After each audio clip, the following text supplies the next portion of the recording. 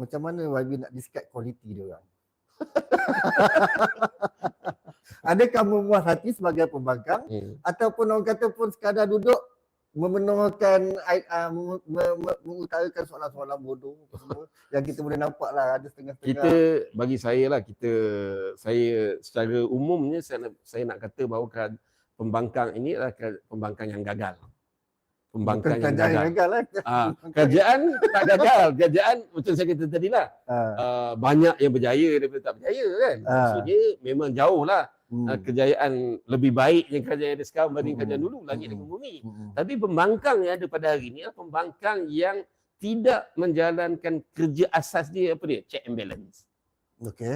Itu perkara asas yang saya nak beritahu. Pertama, pembangkang yang ada pada hari ini ialah pembangkang paling malas buat kerja dalam sejarah apa tu politik Malaysia. Sebab apa saya kata macam tu?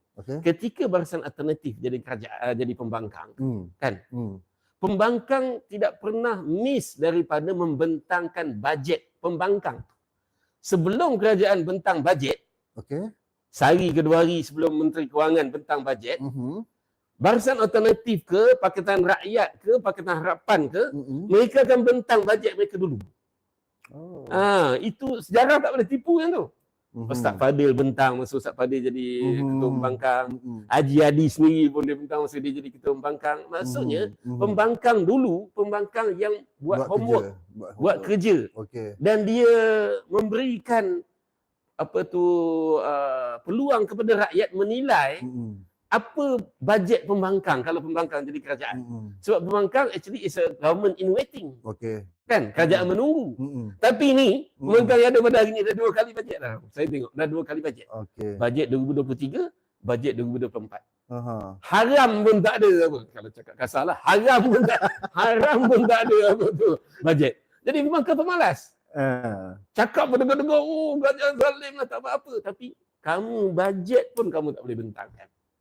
Jadi rakyat kena tengok benda tu. Dia orang tak buat study Dia sama ada dia rasa tak memberikan keuntungan daripada politik dia ke, atau dia tak ada kepakaran ke, kan? Kita tak tahulah.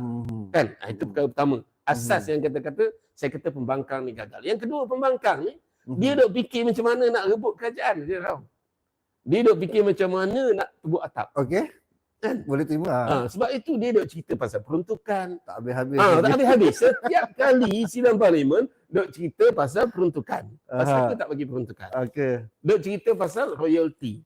Ini dua perkara ni jadi rukun kepada saya kata majoriti ahli parlimen pembangkang cerita pasal bajet, pasal apa tu royalty kan. Duk cerita benda itu. Sedangkan banyak isu ni, dan kita kena ingat pembangkang bukan allowance dulu 3,000 tau. Ahli-ahli parlimen tu 20,000 allowance. Duit rakyat 20,000 tu kau kata terkedarah kau kata tak rasa kan. Bukan rakyat bagi saja. Institusi pembangkang ini adalah pelengkap kepada sistem demokrasi berparlimen. Dan pembangkang mempunyai peranan apa dia? Check and balance. Dia mesti memberikan kritikan, membina apa kerajaan kena buat. Apa yang baik yang kerajaan kena buat, dia kena tambah baikkan. Apa yang tak baik, dia kena bangkang. Dan bangkang bukan sengaja bangkang buta-buta. Dia kena bagi apa? Solution.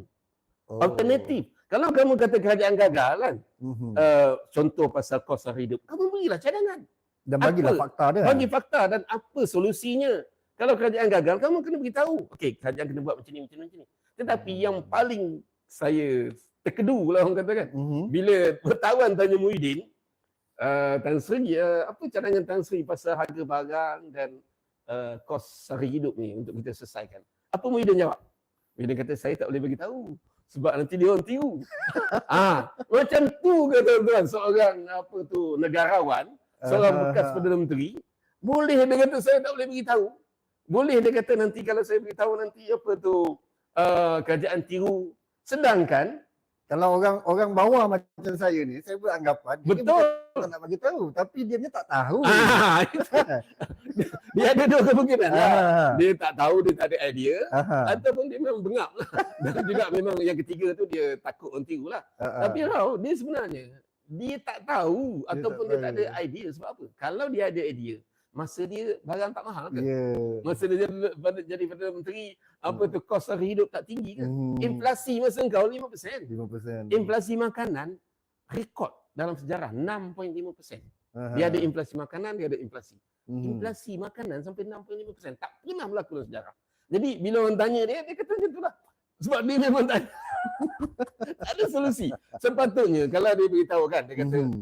kerajaan kena buat macam ni, macam ni. Mhm. Kalau kerajaan buat tiba-tiba benda tu efektif, dia boleh claim, itu cadangan daripada saya. Mhm. Maksudnya kalau kerajaan buat cadangan dia kan, Ha. PN boleh claim, Muhyiddin boleh claim. Itu saya yang cadangkan. Apa masalah? Aha. Lembu punya susu sapi dapat nama tak ada masalah. Janji Tak ada. rakyat senang. Betul. Kan? Kalau Ini tak. kalau disebut pun Ha. dia dapat juga mileage. Dia dapat mileage. Aha. Bila kerajaan buat, dia Anwar pun tak marah, kita pun tak marah. Dia kata, itu Ya. cadangan daripada saya. Ha. Itu cadangan saya. Memang kau yang cadang, apa masalahnya? Tapi betul lah kau cakap tadi, memang dia dengar. Kalau dia tak dia tahu, tapi Ha. yang lebih kepada kita nampak sebenarnya tahu. dia tak tahu. Dan nak tutup kelemahan tu dia katalah dia tak boleh bagi tahu apa semua. Itu orang kata pun Itu apa, ketua cawangan PAS punya jawapan lah. level Sikit. level saya boleh jawab. Ah.